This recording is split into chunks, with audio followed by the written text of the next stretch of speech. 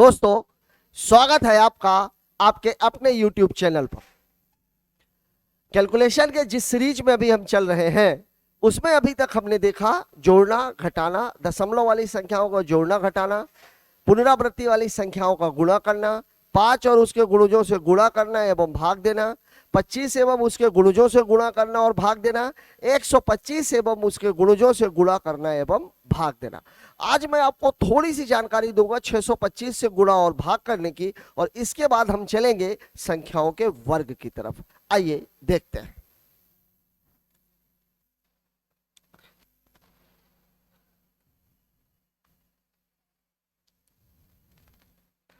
दोस्तों, 625 625 इस संख्या में अगर 16 का गुणा कर दिया जाए तो हमें 4 जीरो मिलते हैं। उसका कारण यह है कि यहां पर 5 कितनी बार है? 4 बार। और यहां पर 2 कितनी बार है? ये भी 4 बार। और 1 5 और 1 2 मिला करके ये 1 0 बना देते हैं। अब चूंकि यहाँ 5 4 बार 5 है और 4 बार ही 2 है, इसलिए शून्य कितने मिलेंगे? 4। अब इसका इस्तेमाल हम गुणे और भाग में कैसे करेंगे? अभी तक आपने 25 125 5 वाले में आपने ये बात बहुत अच्छे तरीके से सीख ली होगी। आइए देखते हैं। पहली बात तो ये कि अगर मुझे किसी संख्या में 625 से गुणा करना है, मतलब यहां मान लीजिए कोई संख्या लिखी हुई है, उसे मुझे अगर 625 से गुणा करना है तो हम करेंगे क्या? 16 का भाग देकर अंत में 4 शून्य लगाते हैं। और अगर मुझे 625 का भाग देना हो तो जस्ट अपोजिट, यहां मान लीजिए कोई संख्या है और उसे मुझे 625 से भाग देना है, तो मैं करूंगा क्या? 16 का गुणा करके 4 अंकों के बाद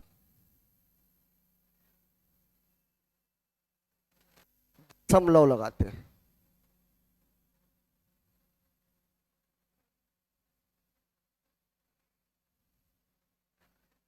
जो भी बच्चे आज हमारा पहला वीडियो देख रहे हैं वो इस चीज को नोट कर लें, क्योंकि इसके पहले जिन लोगों ने हमारे वीडियोस देख रखे हैं 25 और 125 वाला, उनको ये सिस्टम बहुत अच्छे तरीके से समझ में आ गया होगा।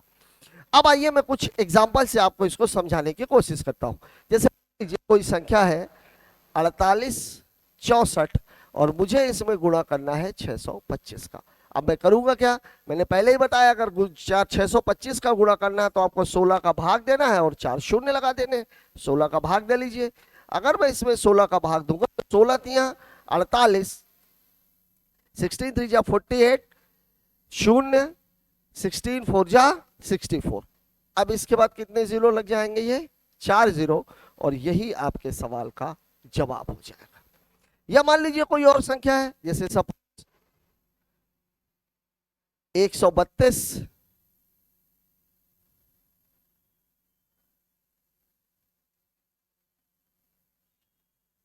48 और 80 है। या 80 नहीं लेते, एक काम करते हैं, फिर से 32 ले लेते हैं।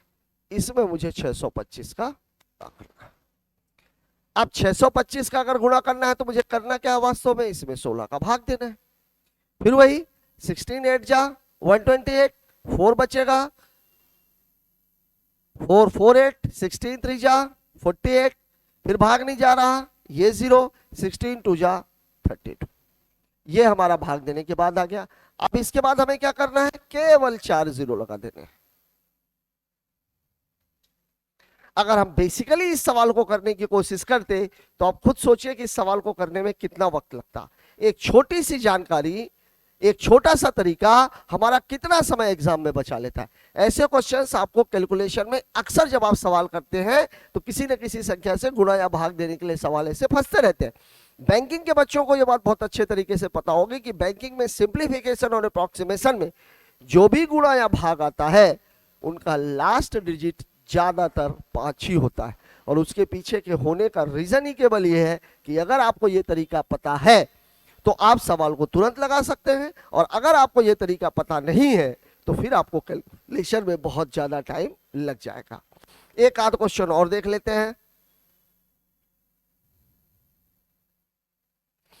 जैसे मान लीजिए अगर मुझे कोई संख्या है 144 और 64, या मान लीजिए कोई संख्या है 228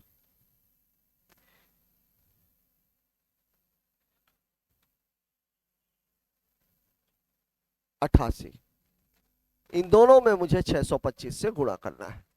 फिर मैंने वही बात बताई, आपको क्या करना है 16 का भाग, यहां पर भी क्या करना है 16 का भाग। अब आप देखिए क्या होगा, 16 69 जा 144, फिर भाग नहीं जा रहा, ये 0 ये 4 और ये कितने 0 4 0। ये इस सवाल का जवाब है। इसमें देख लीजिए आप 16 कम 16 6 68, 16 चौके 64, 16 तिया 48 और ये 4 0। अब अगर मान लीजिए इन्हीं संख्याओं में अगर मुझे 625 से भाग देना हो तो क्या करूंगा। जैसे मान लीजिए कि अगर मुझे 176 में 625 का भाग देना है, मैंने अभी आपको बताया भाग देना है मतलब 16 का गुणा करना है, क्योंकि 625 और 16 का पेयर है। तो यहां आप क्या करोगे 16 का गुणा, तो 16 6 जा 96, 16 7 जा 112 एंड 9 121, 16 1 जा 16 और 12 28, और कितने अंकों के बाद दशमलव लगेगा 4 अंकों के बाद। यही आपके सवाल का जवाब हो जाएगा। या मान लीजिए 15 24, इसमें मुझे किसका भाग देना है 625 का। फिर मैंने आपको बताया करना क्या है, वास्तव में मुझे इसमें 16 का गुणा करना है। तो 16 चौके 64, 32 32 और 6 38, 16 5 जा 80 और 3 83, 16 1 जा 16 और 8 24, 4 अंकों के बाद दशमलव, और यही आपके सवाल का जवाब हो जाएगा। या थोड़ी और बड़ी संख्या हो जाती, सपोज मान लीजिए हो जाता 112 34, इसमें मुझे 625 का भाग देना है। तो मैं क्या करता हूं वही 16 का गुणा, 16 4 जा 64, 48 और 6 54, 32 और 5 37, 16 1 जा 16 और 3 19, 16 1 जा 16 और 1 17, 4 अंकों के बाद दशमलव, और यही आपके सवाल का जवाब है। ये मैंने थोड़ा सा आपको इसलिए बता दिया क्योंकि कई बार ऐसा होता है, चूंकि 25 और 125 करते टाइम पे हमने 625 पर जानबूझ करके चर्चा नहीं की थी, उसका कारण ये था। इसको बताने के पीछे का लॉजिक क्या है कि कभी अगर 625 से गुणा और भाग यदि आपके पास फंसता है, आपके सामने आ जाए, तो आपको याद केवल ये रखना है जहां पे 625 का गुणा होना है वहां मतलब आपको 16 का भाग देके 4 शून्य लगा देने हैं, और जहां आपको 625 का भाग देना है वहां आपको 16 का गुणा करने के बाद 4 अंकों के बाद दशमलव लगा देना, मतलब जस्ट अपोजिट करना है। अब आइए मैं बात करता हूं ऐसी संख्याओं का वर्ग करने की जिनका इकाई अंक 5। जैसे मान लीजिए कई बार आपने ये चीज देखी होगी, जैसे अगर मुझे कहा जाए 35 का स्क्वायर, अब इसको कैसे करेंगे ये बात ध्यान रखिएगा। स्क्वायर का मतलब क्या हुआ 35 गुणे 35, यही हुआ। एक चीज को दिमाग में रखिए कि ये 5 और 5 का योग कितना हो रहा है 10। ये मैं आपको इसलिए बता रहा हूं, मैं डायरेक्ट भी बता सकता था, बताने के पीछे का लॉजिक ये है कि चूंकि मल्टीप्लिकेशन में भी इसका बहुत ही शानदार तरीके से इस्तेमाल किया जाता है। अब देखिए जैसे ही ये 10 हुआ, आपको कुछ नहीं करना है, दहाई के अंकों का जो योग है वो कितना है 10 है, और बाकी के अंक क्या है समान है, मतलब 3 है। तो आपको करना क्या है 3 गुणे 4 और लास्ट में कितना लिख देना है 25, मतलब इसका उत्तर हो जाएगा 1225। इसी तरीके से अगर मान लीजिए कभी 85 का स्क्वायर आ जाए, 85 का स्क्वायर आपको कैसे करना है, कुछ नहीं 8 और इससे एक ज्यादा 9 और फिर लास्ट में वही 25, 8 नाम 72 25, ये आपके सवाल का जवाब है। या मान लीजिए कभी ऐसा आ जाए 135 का इसको करना है। अब आपको करना क्या है, इस 5 को छोड़ दीजिए, बचा कितना है 13, इससे एक ज्यादा कितना होगा 14, और लास्ट में आपको कितना लिखना है 25। तो 13 चौके 52, 13 कम 13 और 5 18, और ये लास्ट में 25, ये आपका उत्तर हो जाएगा। या मान लीजिए कभी ऐसा हो जाए 225 का स्क्वायर, इसका मतलब क्या हुआ, आपको करना क्या है 5 को छोड़ दीजिए, जो बचा वो क्या बचा 22, 22 में किसका गुणा 23 का, और लास्ट में कितना 25, फिर वही 22 तिहाई 66, 22 दूनी 44 और 6 50, और लास्ट में 25, ये आपका उत्तर हो जाएगा। या मान लीजिए थोड़ी और बड़ी संख्या ले लेते हैं, सपोज 445 का स्क्वायर आपको करना है। अब आपको क्या करना है, इसको छोड़ दीजिए, बचा कितना 44, तो 44 इंटू 45, और लास्ट में वही 25। अब देखिए इसका कैलकुलेशन करने के लिए अब आपको जरूरत पड़ेगी 5 के मल्टीप्लिकेशन वाले रूल की। 45 हमें कितना देके जाएगा 90, अगर हम इसे हम 2 दे देते, और 2 हम लेंगे कहां से, यहां से। अगर मुझसे कहा जाता तो मैं क्या करता, मैं सीधे 22 में 9 का गुणा कर देता, 22 इंटू 9, 9 टू जा 18, 9 टू जा 18 और 1 19, 198,025, ये इसका उत्तर है। अब इसको लगाया कैसे, मैं बोल क्या रहा हूं, मैं ये कह रहा हूं कि 44 को 2 हिस्सों में बांट के मैं लिख देता हूं 42 गुणे 2, और ये 45, इसका मान कितना है 90, और ये कितना है 22, 9 दूनी 18, 9 दूनी 18 और 19, 1980, और लास्ट में मुझे कितना लिखना है 25, ये इस सवाल का जवाब हो जाएगा। कितनी भी बड़ी से बड़ी संख्या है, अगर उसका यूनिट प्लेस 5 है तो आपको केवल इतना करना है कि उस 5 को छोड़ करके बाकी की जो बची हुई संख्या है वो और उससे एक ज्यादा का मल्टीप्लाई कर दीजिए, और लास्ट में कितना लिख दीजिए 25। जैसे मान लीजिए कभी ऐसा आ जाए सवाल, मैं आपको बोल रहा हूं जैसे आ जाए 895 का स्क्वायर, अब इसका क्या करना है, अब देखिए 5 को छोड़ के बचा कितना 89, तो 89 इंटू 90, अब ये क्या हो जाएगा 9 9 जा 81, 9 8 जा 72, 72 और 8 80, एक जीरो ये लगी जाएगा, और लास्ट में कितना 25, ये आपके सवाल का जवाब है। आप सभी लोग इसका स्क्रीनशॉट जरूर लेते रहिएगा। इसी तरीके से और कोई बड़ी संख्या ले लेते हैं, सपोज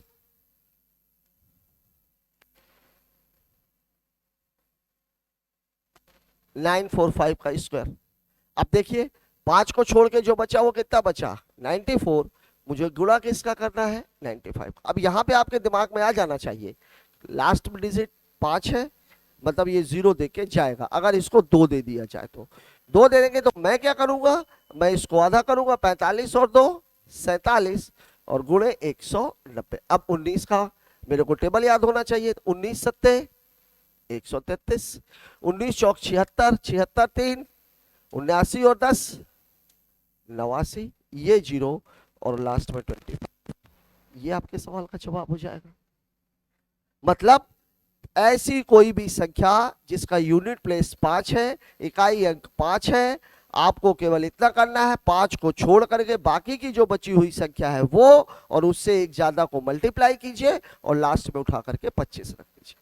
अब देखिए इन्हीं सवालों का इसी तरीके का इस्तेमाल मल्टीप्लिकेशन में कैसा होता है। मल्टीप्लिकेशन में शर्त क्या है, शर्त यह है कि अंतिम अंकों का योग 10 होना चाहिए और बाकी के अंक समान होना चाहिए। मतलब जैसे मैं ऐसे बोल रहा हूं, जैसे 43 इंटू 47, 51 इंटू 59, 614 इंटू 616, या 511 512 इंटू 518। अब यहां देखिए इन दोनों का 10, इन दोनों का योग 10, इन दोनों का योग 10, इन दोनों का योग 10, और ये वाले जो डिजिट्स है ये क्या है सेम है, ये वाले जो डिजिट है ये क्या है सेम। अब यहां पर भी वही चीज हो रही थी, हम कर क्या रहे थे, हम कर ये रहे थे कि जो भी संख्या इकाई अंक को छोड़ने के बाद बच रही थी वो और उससे एक ज्यादा को मल्टीप्लाई कर रहे थे, और लास्ट में हम 25 क्यों लिख रहे थे, क्योंकि 5 5 जा 25 होता है। मैं 5 में 5 का गुणा कर रहा था। अब चूंकि यहाँ 5 5 तो है नहीं, यहाँ कितना 3 और 7 है, और 7 और 3 को छोड़ के बचा कितना है 4, मतलब 4 और 4 से एक ज्यादा 5 का गुणा और 3 और 7 का गुणा। अब कितना हो जाएगा, ये 4 5 जा 20, 3 7 जा 21। ये आपके सवाल का जवाब है।